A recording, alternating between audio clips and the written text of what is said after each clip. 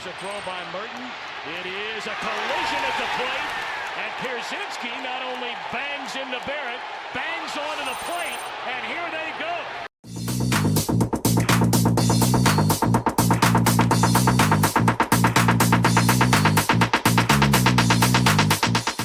Welcome back, everyone, to this episode of the Crosstown Baseball Podcast. He's Matt Cannon, I'm Kevin Sullivan, and we are very excited for you to be joining us this week as we discuss everything happening on both sides of Chicago baseball.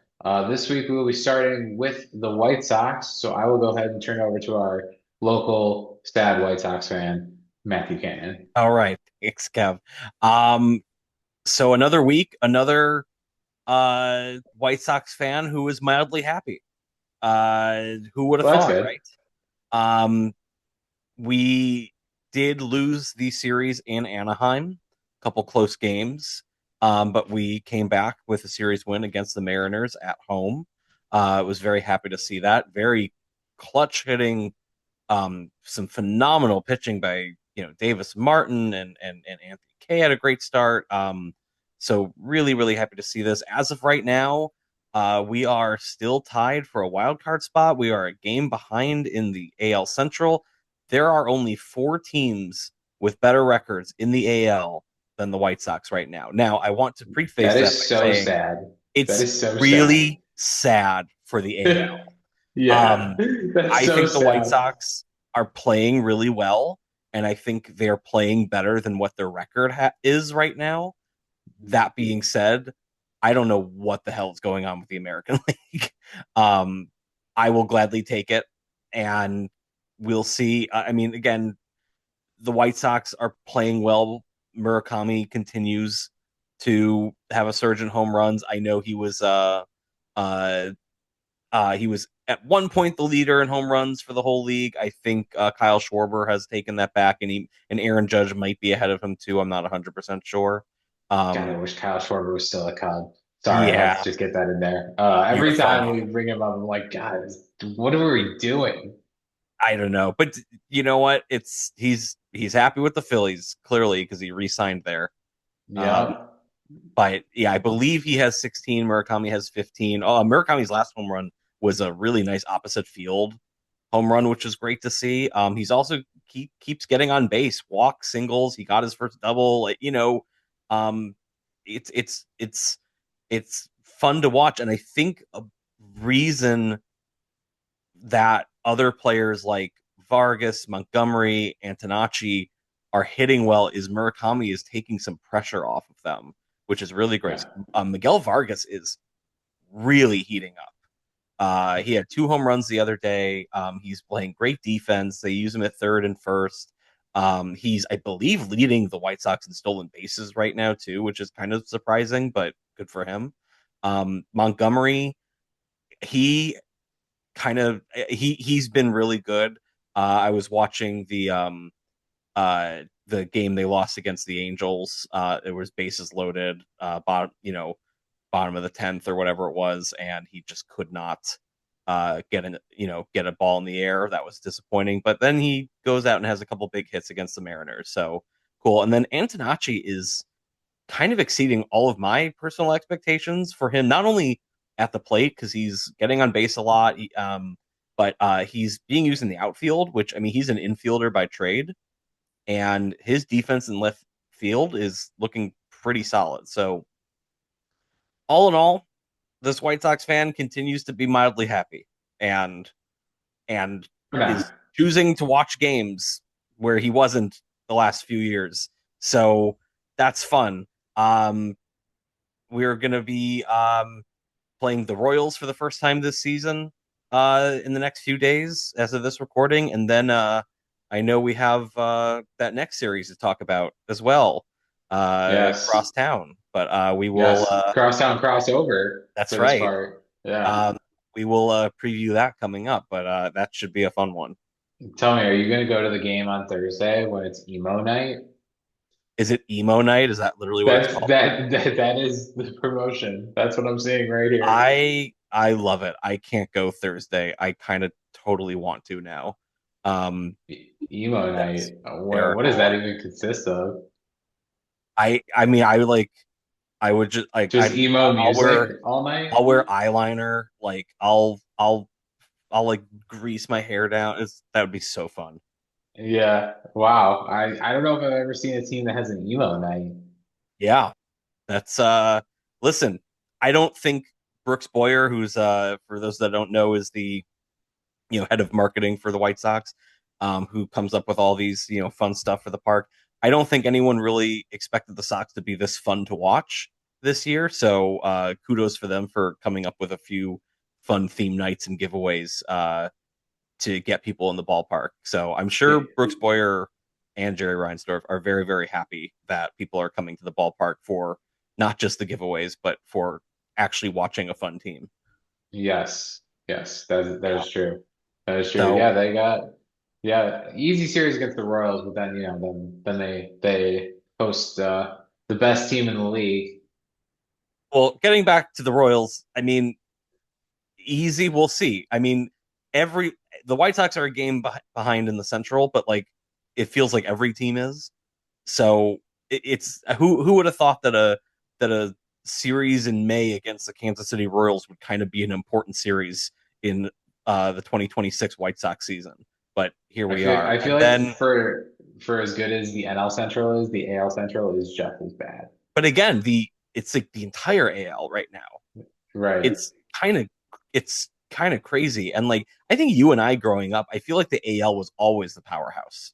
Like, Always. Because they had right? the DH and the NL didn't. Exactly. Yeah. So, yeah, it's like very unusual to see like all these teams under 500. Yeah. And It is the weird. Sox had a good opportunity to get to 500, and they sadly couldn't do it. They're, I believe, now 3 games. They're 3 or 2 games below 500 right now. I think they're going to get there at this point. Mm. Um, but it would have been really if they had won, I believe, the second game against the Angels, they would have gotten to 500 and been in first place, and it would have been very exciting. So we'll see what happens. But and then yeah, as far as the Crosstown series go, the advantage is the White Sox are at home. They play pretty well at home right now. Um, I think I don't have the pitching matchups right in front of me, but I believe Davis Martin is pitching. I think you guys are missing Noah Schultz, but I think Davis Martin is going to be on the mound, and he has been, I mean, lights out right now. He is, assuming he stays healthy, knock on wood, he'll be our all-star, maybe with a few others, of course. And it's funny because he has a better ERA than Soriano on the Angels. And did you see the stat that like Soriano, uh, he like has like a sub 1 ERA against every other team, and then like over 8 against the White Sox. Wow. We've just That's had his wild. number. Yeah, it's wild. So Yeah. Some yeah, guys have that one team that they just can't get them out for whatever reason. no, I mean, I feel like a lot of like really good pitchers in the past have kind of had that one team, which I never really quite understood. Like I remember like hearing as a kid, you'd hear like, announcers, be like, oh well, he hits the White Sox really well, like he pitches really well against the Cubs, and it's like, well, the players change, but it also could be, different factors. It could be the ballpark, but the fact we hit Soriano once in Chicago and once in Anaheim. So who Mm. knows? I'll certainly take it, but we're done seeing the Angels for this year. It's surprising that it's on a non-divisional opponent. I feel like you Yeah, see that more often with like someone that you see very often. right. Yeah. Mm. But for whatever reason, we just have his number. But yeah, Yeah. Davis Martin has a really good shot at being one of the better pitchers in the AL this year. And I've always liked Davis Martin, but I didn't really think he was going to go that far. And maybe one day we'll get Shane Smith back if Shane Smith can figure out what he needs to figure out in AAA, and we'll have a really solid rotation. There are some reinforcements coming, thankfully. Kyle Teal is finally starting his rehab assignment. I think tomorrow, Tuesday. Um, that's great. Edgar Caro has been pretty disappointing this year. Drew Romo's been a nice surprise, and it makes me wonder that when Teal is ready to go, if Caro goes down to AAA to work on some stuff. I don't know. We'll see. He's still pretty young. But If you got options on him too. yeah, Yeah. Teal's just a game changer. So the fact that we've been kind of this competitive without Kyle Teal, and then maybe getting Braden Montgomery at one point in the near future, and maybe a couple others, there's some good things in the pipeline, and it should be very interesting to watch in the next few months. But as far as the Cubs, you are not. I mean, unless Kyle Teal surprises us and only has like a 3-game rehab stint, you're probably not going to see Kyle Teal this next weekend. I would imagine, not for a hamstring issue. So we'll see. You're not going to see us quite at our best. Yeah. So It'll still be a fun competitive series, though. I'm looking forward to it. And as far as for our viewers, they should know that you and I did talk about going to this series, but we are being responsible 30-something-year-olds who have bills and mortgages, and I have a vacation coming up and need to buy a car and could not justify going to the game this time. Maybe in August, we will see. Maybe in August, yes. We'll take the Crosstown Baseball Podcast on the road. Yeah. But yeah, that is the White Sox recap. And again, mildly happy, which is really good. Different. Tell me that 3 years ago. Yeah. Yeah, seriously. No, Tell me that 1 year stuff. Yeah, for real. It's amazing how much can change when they actually, make decent decisions. Yeah, and it's good. So all right, let's hear about those Northsiders, I suppose. Yes, the best team in baseball, you mean? So yes, the Cubs continued their winning ways, recording another 10-game winning streak before that came to an end here this past Saturday against the Rangers. They've now lost 2 in a row as of this recording. But yeah, the Cubs are the best team in baseball right now. That's pretty wild. Didn't think they'd be quite that good right off the bat. But I'm not complaining about it. Are you worried are they peaking too early? Maybe, and it concerns me that they're peaking while the injury bug is still biting. Matthew Boyd, unfortunately suffered a torn meniscus, according to reports, while playing with his children, at his home. So this is kind of like a Sammy Sosa sneeze or Kerry Wood getting out of the hot tub again. Right. Yeah. I was thinking, I know there's another famous one. The Cubs have some really weird injuries in their history. This is just another one. So I think he already had the surgery to repair the meniscus. They think he'll be out like 4 to 6 weeks.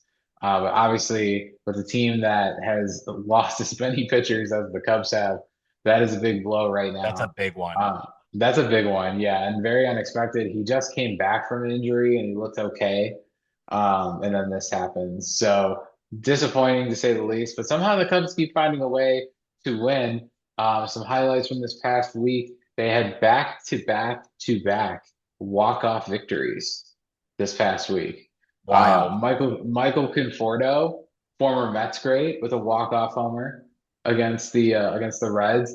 And then Michael Bush with a walk-off single against the Reds. And then the infamous, the walk-off walk, which is why we love baseball. I mean, boy, I don't think there's a more frustrating way to lose a game than a walk-off walk, and a more like satisfying way to win one.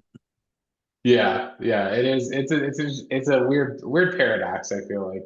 Your one team is very like, they're excited, but like they didn't really do anything necessarily. But would you rather lose a game on a walk, or would you rather lose a game on like a wild pitch? Oh, or an error? That's a tough one. I feel like I would not want the error. I feel like I wouldn't want the error either. I would say probably on a wild pitch, I'd rather have, because at least like you get the ball to the plate. But like, hopefully it's a close play at the plate. Yeah. Well, all three of those are not good for teams. No, definitely not. But yeah, so the Cubs have continued their winning ways. some walk-off victories. Somehow the pitching staff just keeps holding up. Shout out to Ben Brown. He has been looking really good out of the bullpen, but I believe he started recently too. He had a lot of control issues last year. He's definitely worked on some stuff over the offseason. Seems like he's kind of got it back a little bit. So yeah, so it's good to see. Obviously the Cubs have the White Sox coming to town. Before that, they'll head to Atlanta to play the Braves down at Truist Field. I don't know too much about the Braves this year. I mean, Are they? they're doing okay, I believe. Yeah, And so I I feel mean, like you have they're one of those teams. They're like consistently good. yeah. Well, and it doesn't help that the Mets are so bad. True. Props to the rest of the division. Yeah.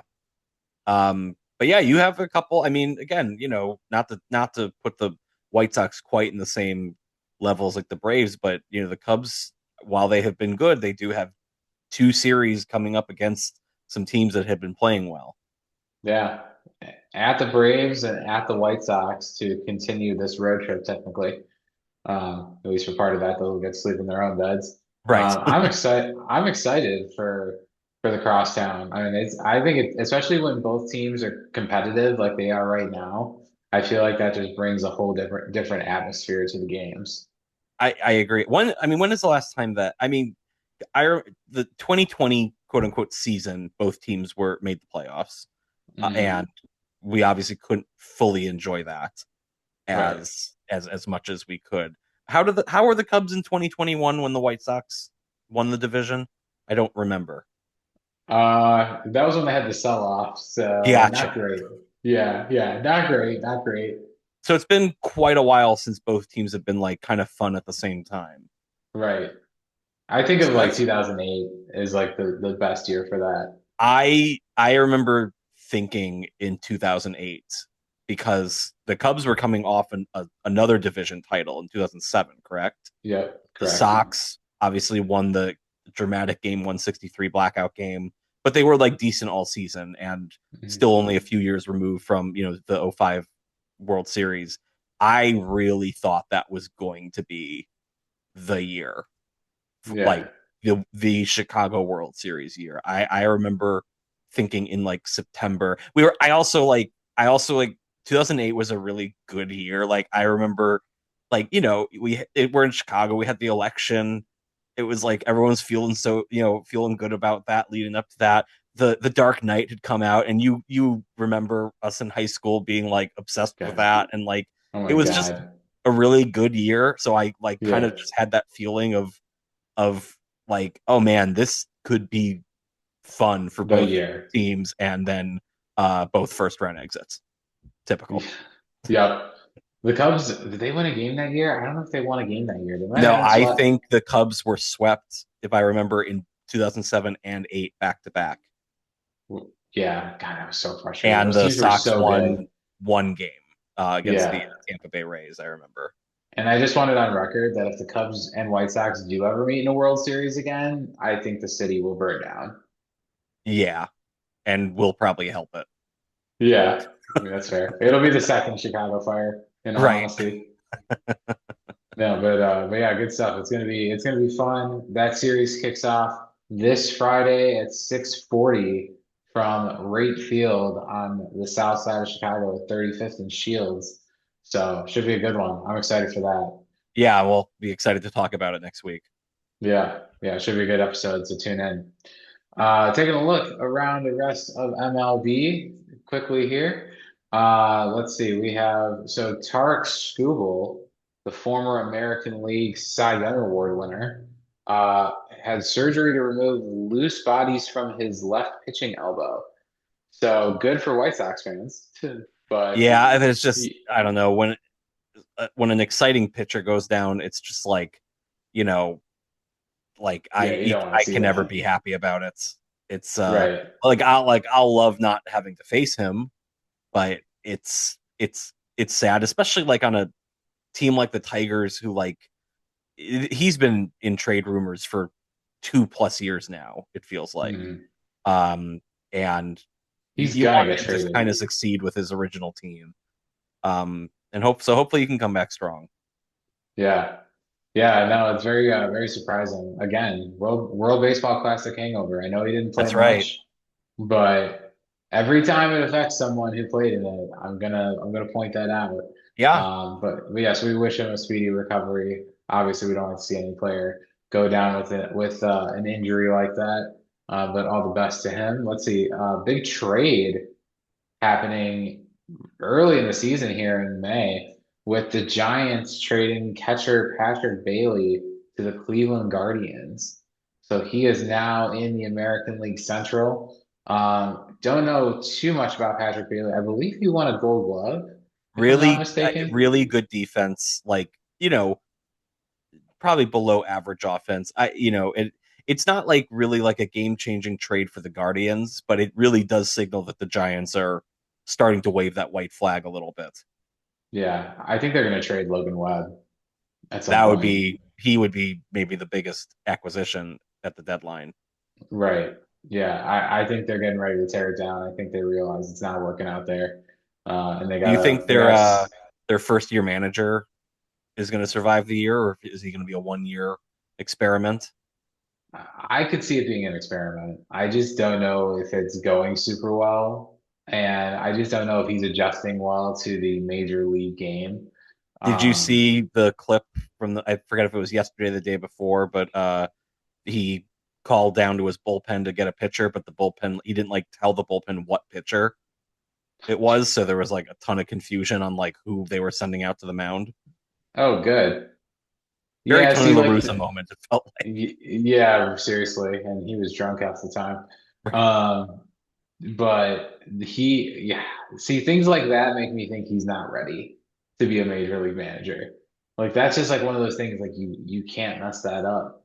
It's so basic. Well, and it's like obviously like no one's going to question his like knowledge of the game of baseball. Like he's been around baseball for years and years and years and probably knows how to put together a lineup and everything, but like there are things about the game that like unless you've been in a major league locker room or like especially like been like a major league coach, you probably miss a few important things. And it's a good story. I hope he can recover because like it's kind of cool.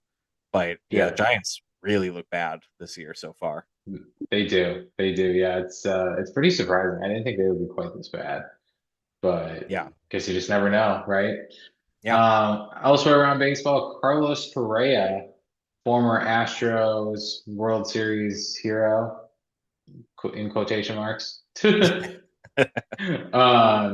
out for the year after having surgery on his ankle. So my Um, first thought with this was, oh, this must be the ankle that the Mets and the Giants were so worried about, but it's actually his other ankle, oh, which is like, oh, well, damn. damn. Yeah, that's right. Damn, that's too bad for him. Yeah. But yeah, big loss for the Astros for sure. I think their window is kind of closing also. They don't seem to be very good this year. No, and listen, 2017 is and I say this as a White Sox fan, thinking back to, when we talk about 8 men out and everything, like it's a black mark on the game of baseball, their World Series win. It's, I didn't mind them winning in 2022 to get Dusty Baker a ring. I enjoyed seeing him win. I also enjoyed them, you know, you feel bad for the fans. Obviously, the fans aren't the ones who cheated. They've been Astros fans all their life, and they want to see their team win. So, like, I felt okay for the fans winning a legitimate World Series championship, kind of like how I felt okay for Dodgers fans in 2024 winning a championship that wasn't the COVID shortened season Right. one. And I say kind of. I'm not like putting on my Dodger blue hat here, Yeah, Um, yeah. even though I will go on the record, my father he did grow up in Los Angeles and is a Dodgers fan. Yeah. So I do have a soft spot, but beside the point. Correa, I don't know. He's never been a likable player for me. And even him on the Twins, like, I just, I of course I feel bad. You want to see players be healthy, but like, I'm fine for the Astros window closing for the first time in a Yeah, decade. seriously, they've been good for so long. Yeah. And I did But root for yeah, Jose Abreu when he signed with them, and I was sad that that did not work out in the slightest. no, not at all. He should not have signed there. But Oh, I mean, yeah, he definitely. he he got paid, so he did great. True. Yeah, I guess it made sense for him. Just not. It just didn't quite work out the way they both hoped, I guess. No, Yeah. But yes, Carlos Correa out for the year, so tough loss for the Astros. We wish him all the best in his recovery. And then one final note around baseball. A few call them legends of the game. One of them, a pretty legendary owner. John Sterling, Ted Turner, and Bobby Cox all passed away over the past week. Two of those people connected largely with the Atlanta Braves. Ted Turner, the former owner, namesake of Turner Field, where they used to play, did many other things too. Founded CNN. He had his hands in a lot of different things, and obviously got the Braves on TBS, which I remember watching a lot as a kid when the Cubs absolutely. weren't playing, because we had WGN here in Chicago. But we also had those Braves games on the TBS Superstation too.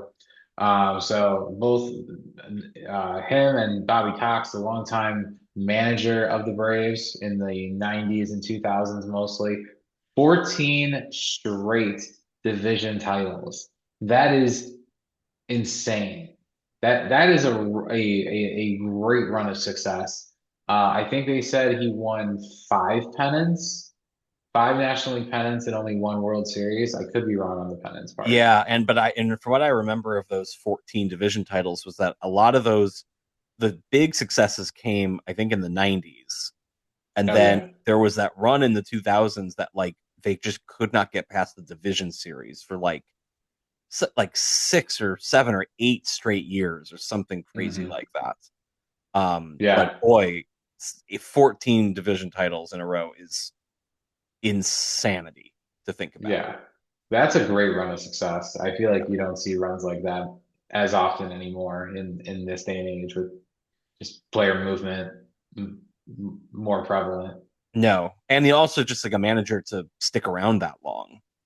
I mean, Right. it's that just doesn't happen anymore. I feel like once he left, Mike Sosha left the Angels, and like a couple of those, like I feel like when we were growing up, we a lot of those managers, like even the ones that just like kind of had mild success. I'm thinking like people like Ron Gardenhire for the Twins, and like you know I you just don't see that anymore. I think front offices have a much shorter leash on managers, and honestly, it's probably a good thing overall. Um, but yeah, boy, his run is legendary, and that was sad news to see him, and Ted Turner, like you said, the TBS stuff is I mean, it's great getting baseball into more people's homes. Whoever the team is a great thing, Yeah. and he was a pioneer with that.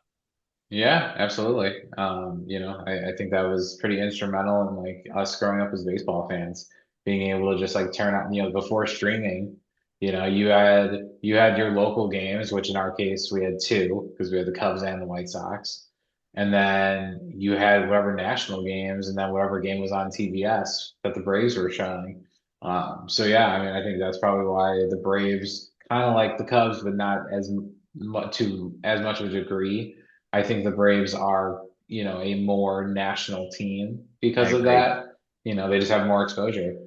In addition to those two, John Sterling, the longtime radio voice of the Yankees, also passed away. I believe he was in his mid 80s. He has had some pretty notable calls. I'm not going to try to imitate any of them because I don't think I will do it justice. But I guarantee you have heard his sign off many, many times over the years. So sad to see one of the voices of the game pass away. Radio, tough industry. I went to school for it. I did not really work in it.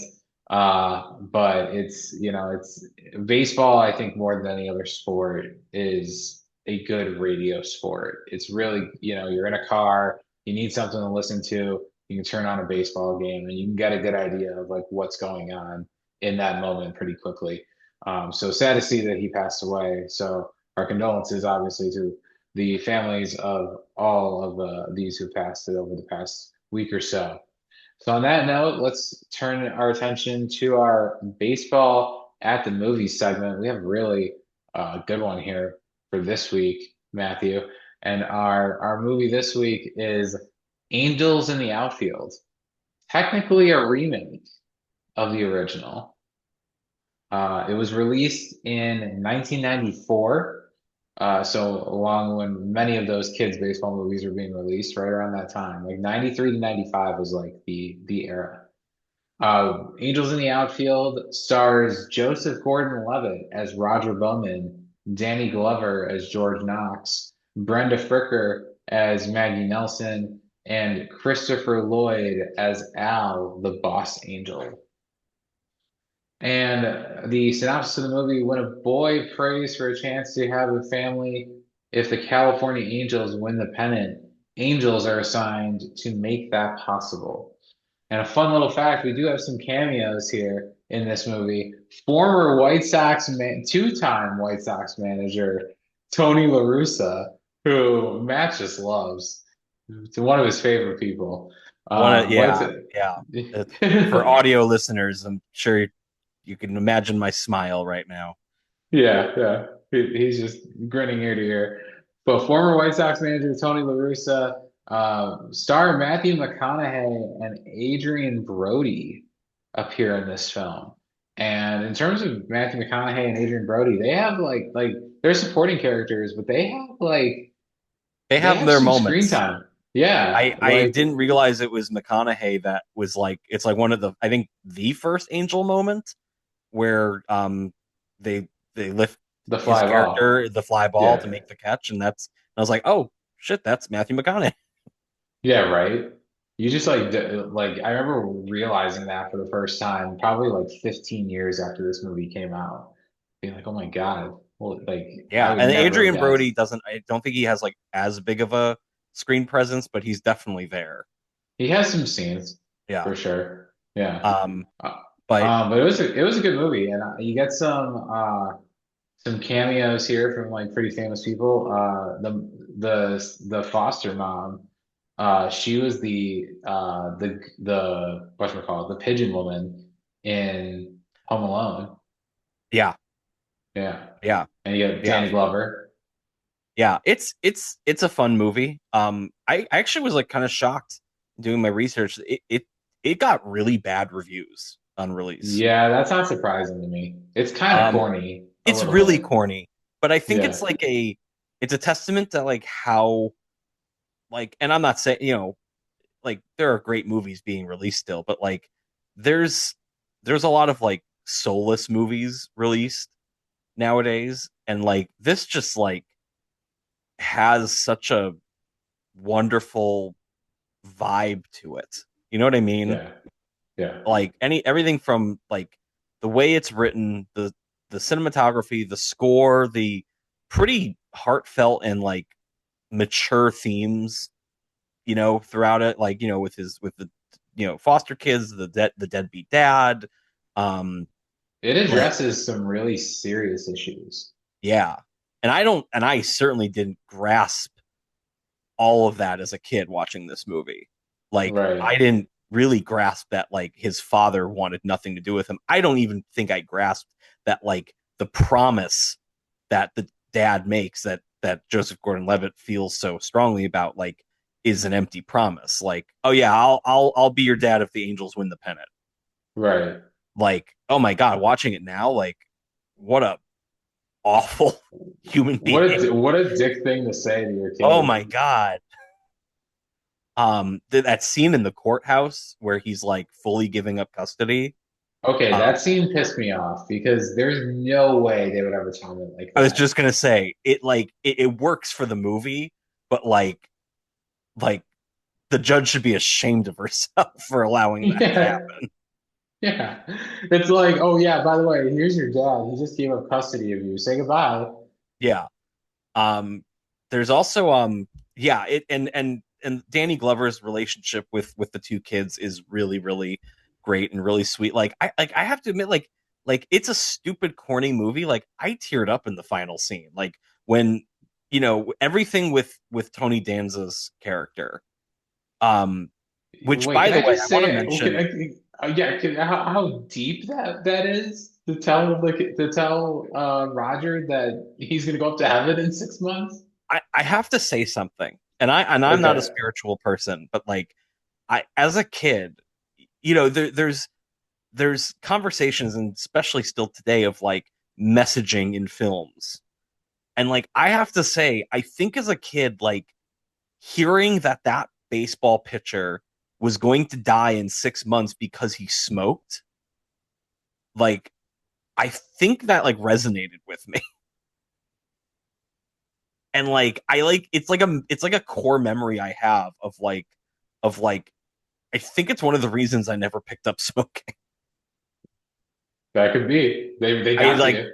it's kind of crazy, but anyway, yeah, I like yeah, like I mean, it's again, we're getting into like kind of stupid territory of like the boss angel coming and being like, okay, so we've helped you this far. We are not allowed to help you win a championship. Sorry, that's the rules. Also, that guy you look up to is going to die in 6 months. Bye. Yeah. Right? That's like some heavy stuff for a kids movie. Yeah. It's also like because it's a Disney movie, and I'm like, it like took me back. Like I was like, they swear, they say jackass, and I'm like, Disney used to have a little more balls. I feel like on these I movies. think that's kind of a cop out though by the Angels, like the Angels, that like they can help them win all these games, but yeah, when you get to down to the game, you can't help them. That's kind of bull. Yeah. Oh, and by the way, this is another baseball movie where the White Sox are like the main antagonist at the end for the final game. They I came out think it's the color scheme. they came out the same year. And Major League Two. Yeah, that's right. Yeah. Yeah, they came out the same year. So yeah, the White Sox were cast as the villain in 1994 for It's like whatever Yankees reason. and White Sox. I think it's the color schemes. They work well for like being antagonists. But I Antagonists. mean, this movie has a great cast. I'm Yeah. just gonna say that. Like the movie itself is just like meh, but it's a good message. It's got star power. I think they did a good job. The CGI in it is it's rough Oh, yeah. looking at it now. But it is kind of funny to watch it now and just like see how bad it is. But no, I mean they do a good job with it, and I do think it's funny that this whole movie takes place pretty much at like where the Angels play. But do you know what stadium that is that they Oh, used for I the movie? no, I forgot what stadium it is. It's because I mean I know Major League used Milwaukee. Um. I'll give you a hint. It's in a movie that we've already reviewed. Oh. Uh. Dude, I don't know. It's no longer in use either. It's no longer in use, and it's in a movie we reviewed already. It's got to be. I'm just like scrolling up to our list of movies Now here. looking at the list of Like it can't movies. it can't be Little Big League because that's the Metrodome. Rookie of the Year is Wrigley. It's is that Oakland Coliseum? Yeah, that's the That's like Coliseum. and it's before you know the big Mount Davis. monstrosity. Yeah, Yeah, yeah, before they built that. That's why it looks a little bit different. But they filmed that. It's funny in one of the scenes they play the A's, but they're playing in Oakland.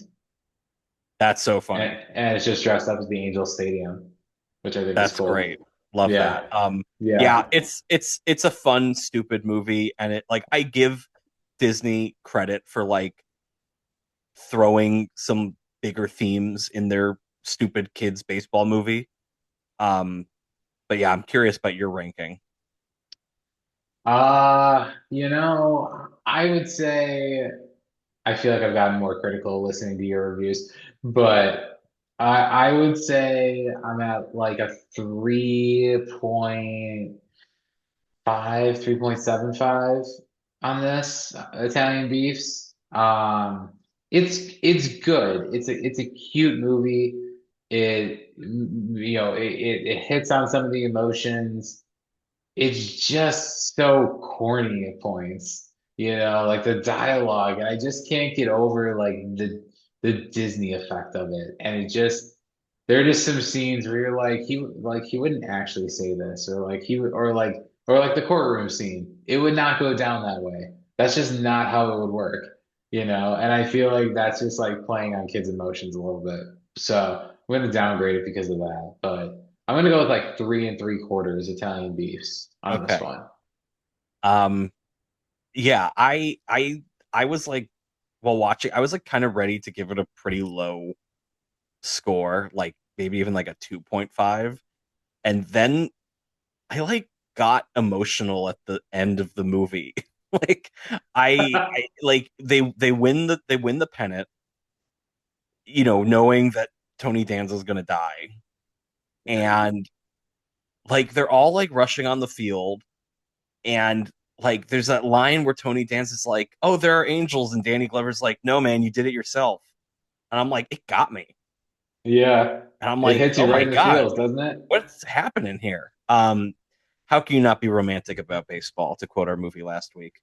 Um, and I like the themes of the movie. I like the the emotion that it tries to. So I upped my score to a solid 3 beefs out of 5.